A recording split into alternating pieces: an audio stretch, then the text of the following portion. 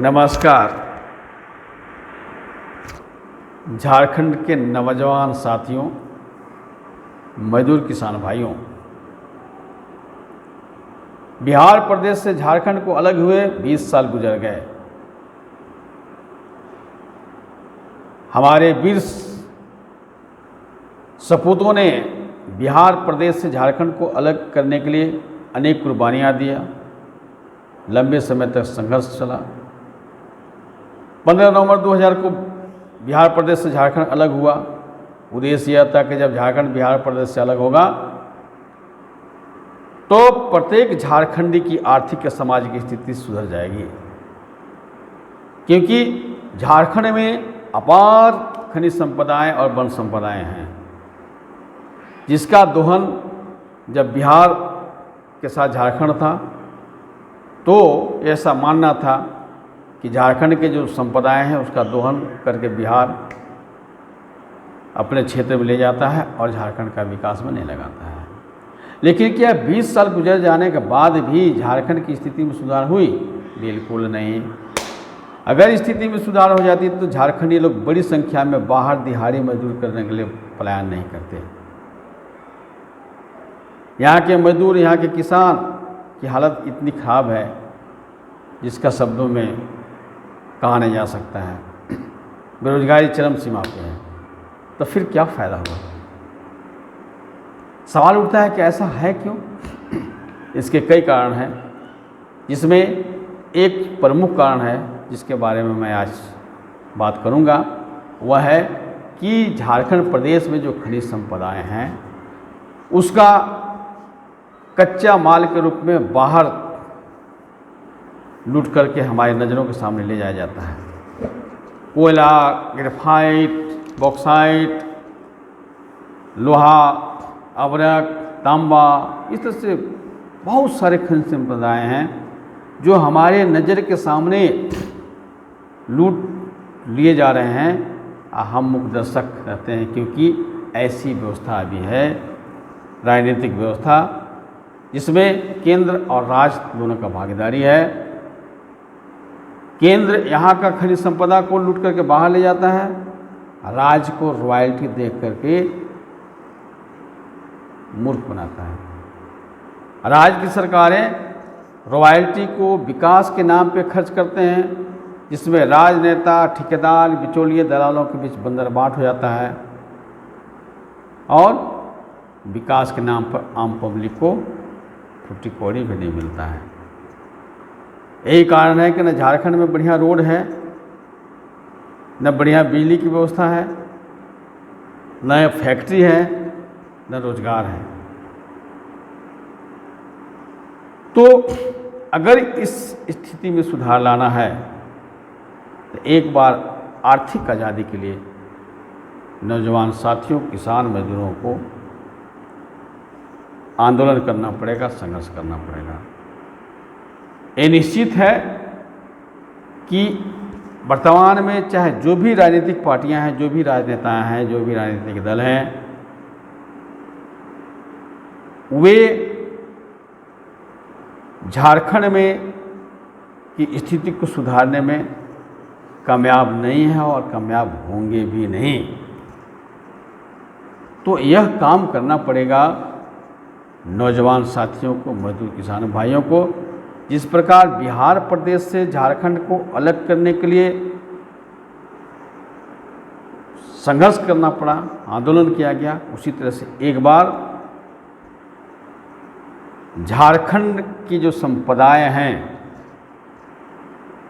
जो धड़ल्ले से बाहर जा रही हैं, उस पर रोक लगा करके मजबूर करना पड़ेगा, दबाव बनाना पड़ेगा कि हमारा झारखंड के जो संसाधन है उसको कच्चे माल के रूप में बाहर नहीं जाने दिया जाएगा। उससे संबंधित उद्योग यहीं पर लगाओ और उन उद्योगों में झारखंडी लोगों को पूंजी निवेश करने का फर्स्ट प्राथमिकता देना होगा। दूसरा, जो उद्योग होंगे उसमें झारखंडी लोगों को ही रोजगार दिया जाए। बाहरी घुसपैठियों को एकदम से मना करना होगा। और इसमें सबसे बढ़िया है कोऑपरेटिव उद्योग। तीसरा है कि अगर बाहरी पूंजी निवेश की आवश्यकता पड़ती भी है तो कोई दिक्कत नहीं, पूंजी निवेश करे, लेकिन उसमें रोजगार स्थानीय लोगों को ही मिलना चाहिए। जो भी पूंजी निवेश करे, उद्योग स्थापित करे, अत्याधुनिक तकनीक का इस्तेमाल करने के लिए मना नहीं है, लेकिन उसका उद्देश्य मुनाफा नहीं होना चाहिए। अत्याधुनिक तकनीक का इस्तेमाल करें, कोई दिक्कत नहीं है, पर रोजगार में कटौती नहीं होना चाहिए, काम करने वाले लोगों का छंटनी नहीं होना चाहिए। और जो भी यहाँ पर जो खनिज संपदा हैं उनसे संबंधित उद्योग की स्थापना की जाए। उन उद्योगों में जो पक्के माल तैयार हों उसका उपभोग करने का पहला अधिकार झारखंडियों को होना चाहिए। उसका रेट इस तरह से तय होना चाहिए ताकि झारखंड के में रहने वाले लोग उसका उपभोग कर सकें, उसका उपयोग कर सकें। इसके बाद जो बचे वो निर्यात किया जाए। तो अगर इस नीति पर काम हो तो झारखंड प्रदेश में इतना संसाधन है, इतना खनिज संपदा है कि केवल खनिज संपदा के सदुपयोग करके, अधिकतम उपयोग करके यहाँ के लोगों को 100% रोजगार गारंटी के साथ दिया जा सकता है और इतना उनको वेतनमान मिल सकता है जितना में कि वो सम्मानजनक अपना जीवन व्यतीत कर सकें। लेकिन नौजवान साथियों, मजदूर किसान भाइयों, क्या वर्तमान में जो राजनेता हैं, राजनीतिक पार्टियां हैं, उन पर भरोसा किया जा सकता है? क्या वे ऐसा करेंगे? अगर ईमानदारी से उनमें झारखंड के विकास, झारखंडियों के कल्याण की भावना रहती तो 20 साल बहुत होता। अतः झारखंड के नौजवान साथियों, मजदूर किसान भाइयों, एक बार पुनः आर्थिक आज़ादी के लिए आंदोलन का बिगुल फूंकना होगा।